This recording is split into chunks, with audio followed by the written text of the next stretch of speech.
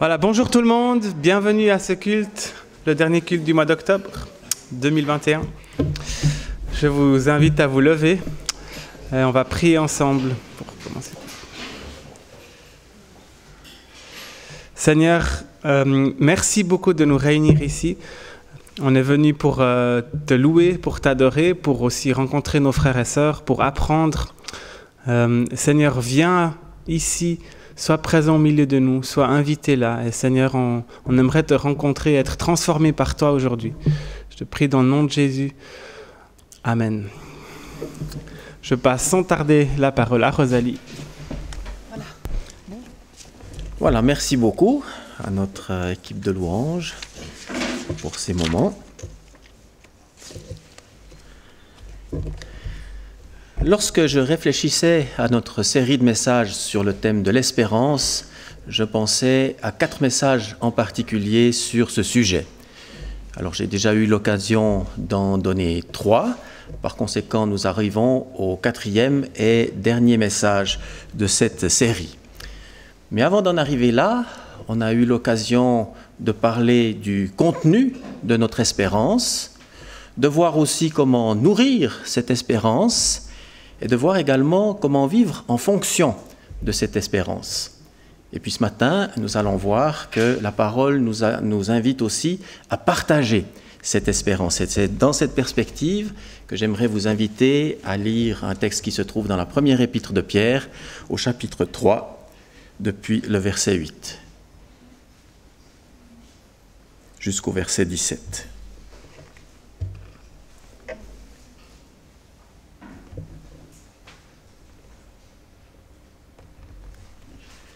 Alors 1 Pierre 3, 8 à 17.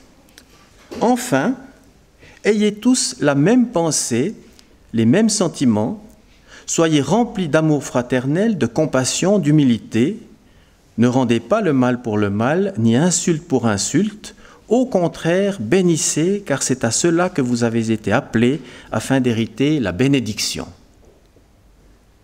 Si en effet, quelqu'un veut aimer la vie et voir des jours heureux, qu'il préserve sa langue du mal et ses lèvres des paroles trompeuses, qu'il s'éloigne du mal et fasse le bien, qu'il recherche la paix et la poursuive, car le Seigneur a les yeux sur les justes et les oreilles ouvertes à leurs prières. Mais la face du Seigneur se tourne contre ceux qui font le mal. Qui donc vous maltraitera si vous êtes zélés pour le bien? D'ailleurs, quand vous souffririez pour la justice, heureux seriez-vous. Ne craignez pas ce que les hommes craignent et ne soyez pas troublés. Mais sanctifiez dans vos cœurs Christ le Seigneur, soyez toujours prêts à vous défendre contre quiconque demande raison de l'espérance qui est en vous, mais faites-le avec douceur et crainte, en ayant une bonne conscience, afin que là même où l'on vous calomnie, ceux qui diffament votre bonne conduite en Christ soient confondus. Mieux vaut souffrir en faisant le bien, si telle est la volonté de Dieu, qu'en faisant le mal. » Comme vous avez pu l'entendre dans ces versets, l'apôtre nous appelle ici à partager notre espérance, ou en tout cas à être prêt à le faire dans toutes sortes de circonstances. Et le contexte dans lequel devait se vivre cela à l'époque où l'apôtre écrivait était le contexte de la persécution. Alors, inutile de préciser, je pense que cela est aussi valable hors contexte de persécution. Si on devrait être capable de rendre compte de notre espérance dans un contexte où il y a des risques et des persécutions, à combien plus forte raison on devrait être capable de le faire dans un autre contexte, dans celui qui est le nôtre. Et vous avez remarqué qu'il ne s'agit pas ici d'aller distribuer des traités sur la place publique, ce qui est très honorable, mais la chose est vue autrement, et ce qui est proposé, ce qui est dit, c'est qu'en fait, on a à être interpellé par notre entourage au sujet de notre espérance.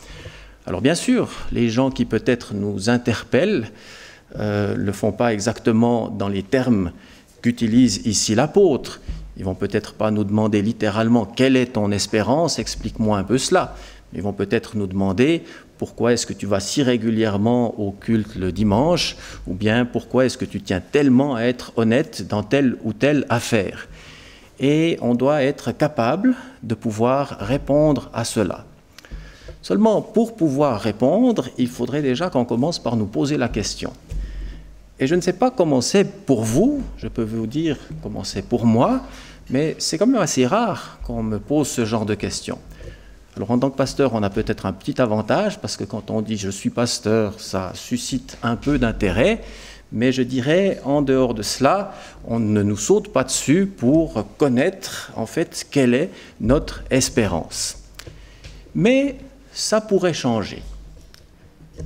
Je ne suis pas prophète, d'autres le sont, et parmi ceux qui se disent prophètes, il y en a sans doute certains dont il faut se méfier, mais il y a également des gens sérieux.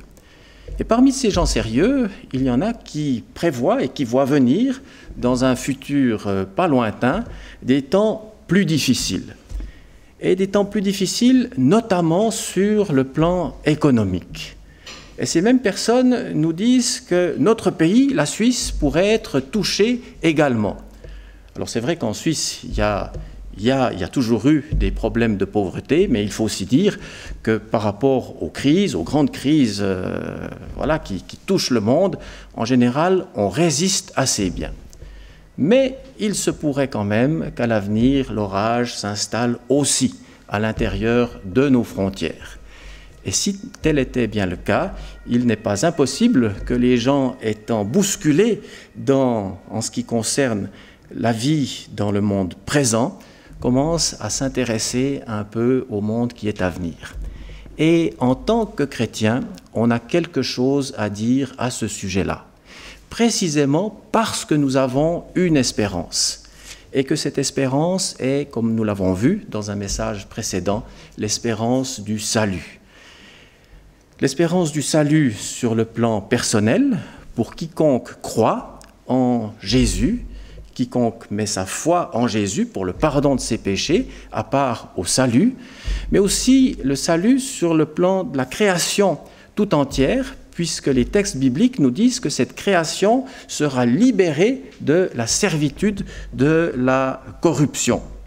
Alors bien sûr, ça c'est encore à venir, mais nous avons cette espérance à la fois pour les personnes et à la fois pour l'ensemble de la création. Simplement, si on veut qu'on nous pose ce type de questions, encore faut-il savoir où se trouvent les chrétiens. Et vous avez remarqué, comme je le disais tout à l'heure d'ailleurs, que l'apôtre ici ne nous invite pas à aller crier sur la place publique « Nous sommes chrétiens, nous sommes chrétiens ». Ce qu'il propose est différent. Et ce qu'il nous invite, ce à quoi nous invite ce texte, c'est à vivre de telle manière à ce que notre entourage soit interpellé. Et de quelle manière nous sommes appelés à vivre? Eh bien, c'est précisément, alors il y a bien sûr plusieurs versets de notre texte qui répondent à cela, mais j'aimerais attirer votre attention plus précisément sur le verset 15 qui nous dit ceci: « Mais sanctifiez dans vos cœurs Christ le Seigneur. Soyez toujours prêts à vous défendre contre quiconque vous demande raison de l'espérance qui est en vous, mais faites-le avec douceur et avec crainte. Sanctifiez dans vos cœurs Christ le Seigneur. » Le commentateur de la Bible, Samuel Benetro, donne à propos de cette partie du verset le commentaire suivant: « Sanctifier le Seigneur, c'est précisément reconnaître sa seigneurie, la vérité de son auto-présentation comme le Saint, comme l'unique. Sanctifier dans nos cœurs Christ le Seigneur, c'est reconnaître sa seigneurie, reconnaître de tout son cœur que Jésus est Seigneur. » La traduction hostie de la Bible a traduit cette partie de verset de la manière suivante: « Traitez saintement le Seigneur dans vos cœurs. » Alors je me suis dit, en lisant cela, comment est-ce qu'on peut traiter plus saintement le Seigneur dans nos cœurs, sinon qu'en reconnaissant sa seigneurie? Et comment est-ce qu'on peut le mieux reconnaître sa seigneurie, sinon en le laissant régner dans nos cœurs? Et comment est-ce qu'on peut vraiment le laisser régner dans notre cœur, sinon en lui donnant toutes les clés de notre cœur, pour qu'il puisse accomplir dans notre cœur ce qui est agréable pour l'accomplissement de sa volonté. C'est une chose de crier dans la foule, dans un concert de louanges par exemple, « Jésus-Christ est Seigneur », c'en est une autre de le reconnaître dans le secret de son cœur et de vivre en conséquence. On entend parfois, à juste titre d'ailleurs, que le Seigneur devrait occuper la première place dans notre cœur. Et c'est absolument juste, mais à mon avis insuffisant. Pourquoi ? Parce que quand on dit qu'il doit occuper la première place, ça sous-entend automatiquement qu'il y a une deuxième place, puis une troisième, puis une quatrième, puis une cinquième, et ainsi de suite. Et comme l'espace de notre cœur n'est pas illimité, suivant combien de places sont attribuées à ceci ou à cela, osons dire qu'il n'en reste plus beaucoup pour la première. Et quand bien même, si le Seigneur est à la première place, s'il se retrouve confiné dans un espace extrêmement limité, à quoi cela sert-il? Je préfère proposer l'option suivante, c'est-à-dire que le Seigneur règne sur l'ensemble de notre vie depuis ce centre qui est notre cœur. Un peu comme le gouvernement d'un pays. En Suisse, on a le Conseil fédéral qui dirige le pays depuis le Conseil fédéral. Et il rayonne de cette manière, depuis le Palais fédéral, pardon, et il rayonne de cette manière sur l'ensemble du pays. Et c'est la même chose en ce qui concerne la seigneurie de Jésus dans nos vies. Il peut régner sur l'ensemble de notre vie à partir de ce centre qu'est notre cœur. Et de cette manière, il peut régner sur notre vie personnelle, il peut régner sur notre vie de couple, sur notre vie de famille, sur notre vie professionnelle, sur la gestion de nos finances, sur nos relations, sur nos loisirs. Il a accès à tout et cela devrait produire, à mon sens, une vie marquée par la sanctification, une vie marquée par la sainteté. En fait, ce qu'on vit sur le plan intérieur est appelé à se manifester sur le plan extérieur. Et d'une certaine manière, ce qu'on vit à l'extérieur est le reflet de ce qu'on vit à l'intérieur. Vous connaissez peut-être cette histoire, vous l'avez peut-être déjà entendue. Un jour, un voleur était devant son juge et il reconnaissait en fait avoir commis le vol dont on l'accusait. Mais il essayait d'expliquer au juge, pour peut-être diminuer sa peine, qu'en fait c'était bien son corps qui avait commis ce vol, mais son esprit y était pour rien.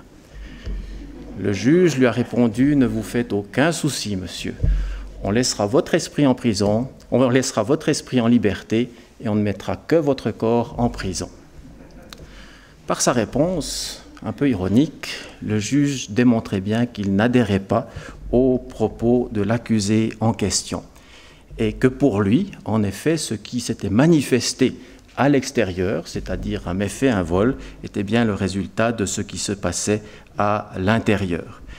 Alors lorsque le Seigneur règne à l'intérieur, je ne dis pas que tout devient automatiquement parfait à l'extérieur, parce que malheureusement, il faut le reconnaître, on garde quand même toujours une clé ou l'autre pour nous.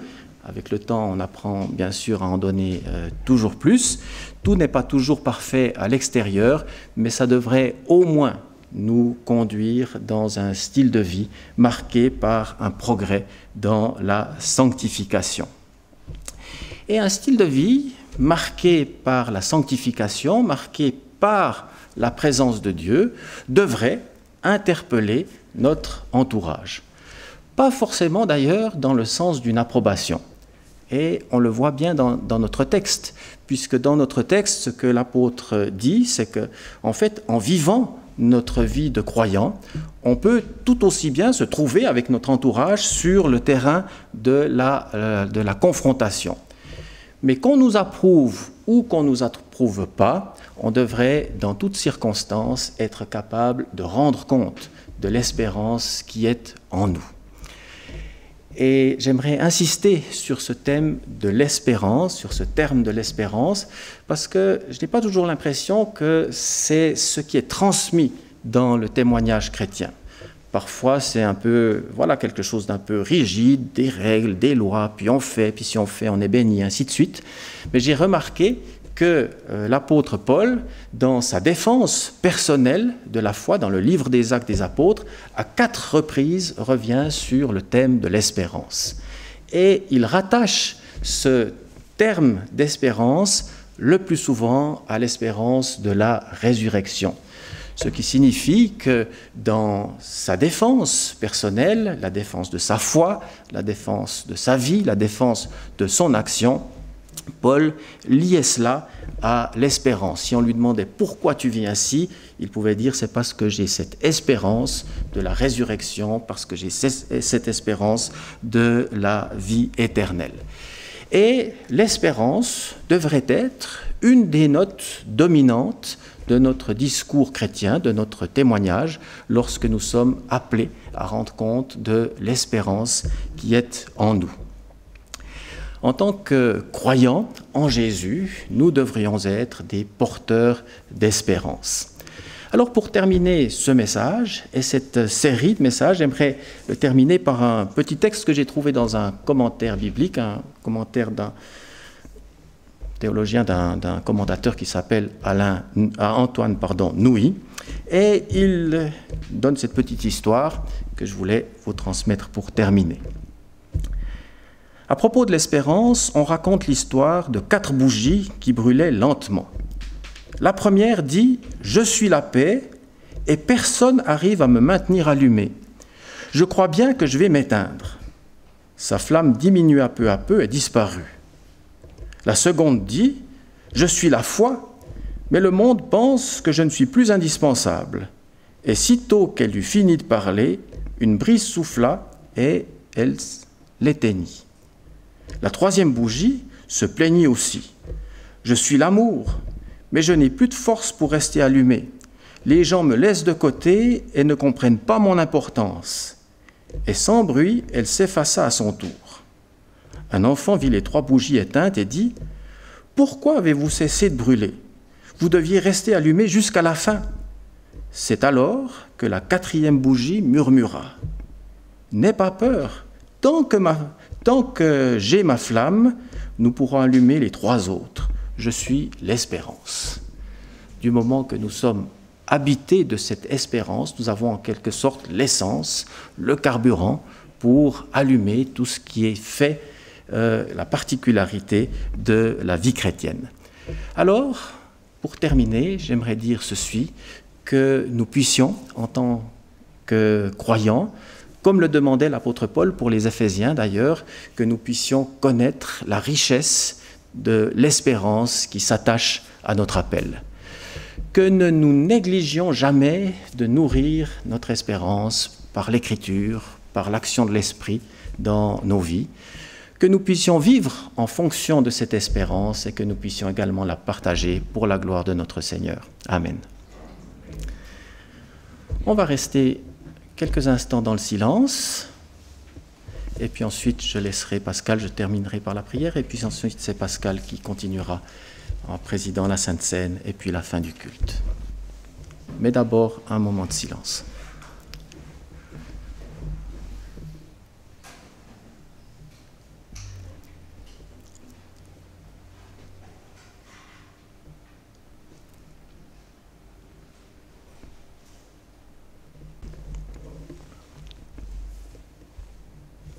Seigneur, nous bénissons ton nom pour cette espérance que nous avons en toi, cette espérance qui est l'espérance du salut, l'espérance de la résurrection, l'espérance aussi de cette libération totale de la servitude pour la création tout entière, Et nous bénissons ton nom, Seigneur, parce que tout cela est rattaché à ta venue dans ce monde. C'est parce que tu es venu et parce que tu as payé le prix qui était nécessaire pour à la fois nous racheter, mais racheter aussi l'ensemble de la création, qu'aujourd'hui nous pouvons avoir cette espérance. Et ce n'est pas en vain que nous t'appelons et que nous te connaissons comme étant le Dieu de l'espérance, parce qu'en venant dans ce monde, tu es venu avec cette bonne nouvelle du royaume de Dieu, en disant le royaume de Dieu ou le royaume des cieux est proche. Et pour nous, ce que nous voulons cultiver dans notre vie, c'est précisément cela, savoir que ton royaume est proche et vivre en fonction, puisqu'il nous est dit rechercher premièrement le royaume et la justice de Dieu. Et nous demandons, Seigneur, que tu nous équipes et par ta parole et par ton esprit pour pouvoir tenir et pour pouvoir marcher selon toi jour après jour avec cette espérance de la résurrection, cette espérance du royaume qui vient, cette espérance éternelle. Amen. Le Seigneur, pendant le dernier repas, a invité ses amis, ses disciples à partager le pain et le vin comme symbole aussi, en disant qu'il allait attendre la réunification dans le ciel avec tous les saints pour reprendre le repas.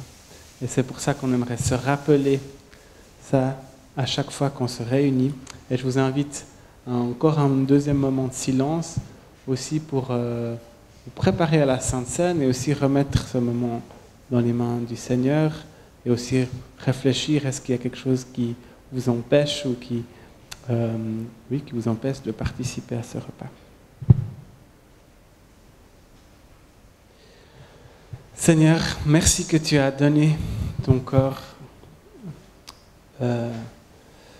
qu'il a été brisé à la croix pour nos péchés. Seigneur, tu as envoyé ton Fils qui est devenu homme, qui a vécu une vie d'homme, donc une vie que toi tu as créée et qui a ressenti les mêmes choses que nous, la faim, la soif, la peur, la tentation, le bien, le mal, le jour, la nuit, les joies, les peines. Et Seigneur, nous te bénissons qu'on puisse participer à ton royaume. Et on veut se rappeler de ce corps qui est mort à la croix pour nous. Amen.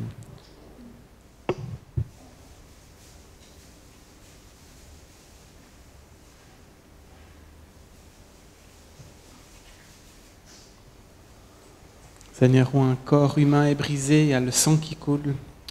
Et, ce sang est un symbole aussi que tu nous purifies, que tu nous ouvres la voie à revenir à toi, Seigneur.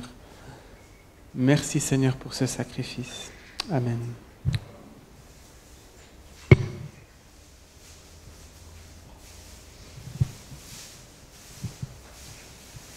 Seigneur, on veut aussi se rappeler de tes disciples, Seigneur, qui parfois sont décrits comme défaillants dans la Bible aussi. Et de réaliser que nous aussi, on est défaillants, mais c'est aussi l'espoir de voir comment ils ont été transformés par la suite, comment tu les as amenés à construire l'Église, Seigneur. Et nous, on veut s'en inspirer. Je te prie aussi que tu nous aides à construire l'Église et à faire partie de ton royaume et à vivre notre vie, Seigneur, avec toi. Je te prie que tu nous bénis dans ce sens, au nom de Jésus. Amen.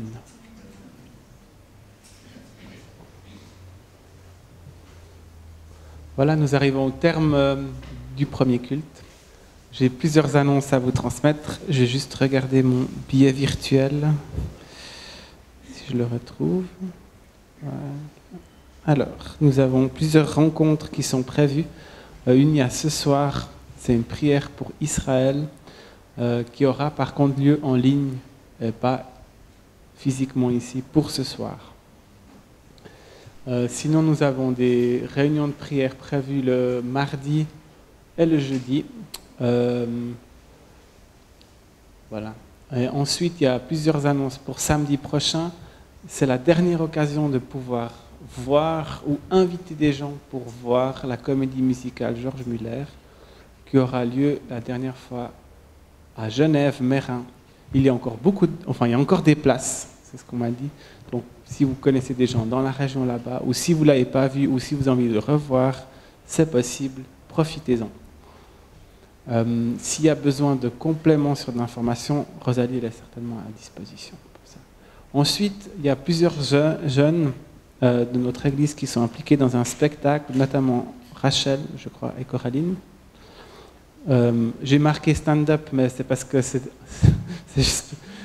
Peut-être ceux d'entre vous avaient vu le spectacle il y a quelques années de stand-up, c'est un petit peu dans la même veine, si j'ai bien compris, ça s'appelle « Vers une autre perspective », comme ça, ça aura lieu aussi samedi à Corpato, à 20h.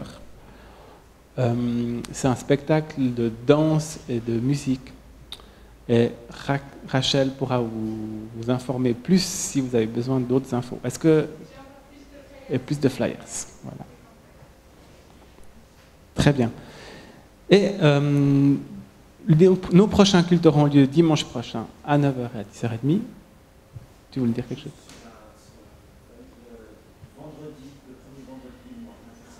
Ah, ok, on n'a pas mis vendredi prochain, c'est juste premier vendredi du mois, il y a l'intercession aussi, ici à l'église. Voilà. Je profite du micro encore pour une autre annonce, c'est que dans l'église, on a besoin d'aide dans certains domaines, notamment à la projection et pour l'école du dimanche. Alors si quelqu'un d'entre vous cherche ou se sent appelé à s'investir là-dedans, n'hésitez pas à venir nous contacter. Et priez aussi pour que des gens se lèvent dans notre communauté pour se servir les uns les autres. Voilà, je vous inviterai à vous lever et nous allons prier. Seigneur, je te remercie d'être présent parmi nous. Merci que tu es le chef de l'Église, que tu nous conduis. Et je te remets la semaine qui vient entre tes mains. Aide-nous à être ton Église, à s'encourager les uns les autres et à vivre notre foi dans le quotidien. Dans le nom de Jésus. Amen. Bon dimanche à tout le monde.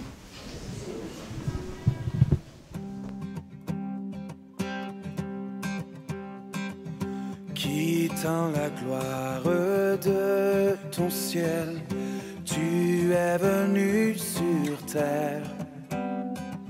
Fils aimé du Dieu éternel, tes bras tu as ouverts. Ta grâce a bouleversé le cours de notre humanité. Nous crions ensemble victoire. Christ est la lumière du monde, que sa gloire couvre la terre. Puissance infinie qui libère, son nom est saint, il est saint, il est saint. Nous les fils et les filles du roi entonnons chaque jour un hymne de gloire et de joie, célébrant son amour. Les nations de la terre s'inclineront devant le Père, chanteront ensemble victoire. Christ est la lumière du monde, que sa gloire couvre la terre. Puissance infinie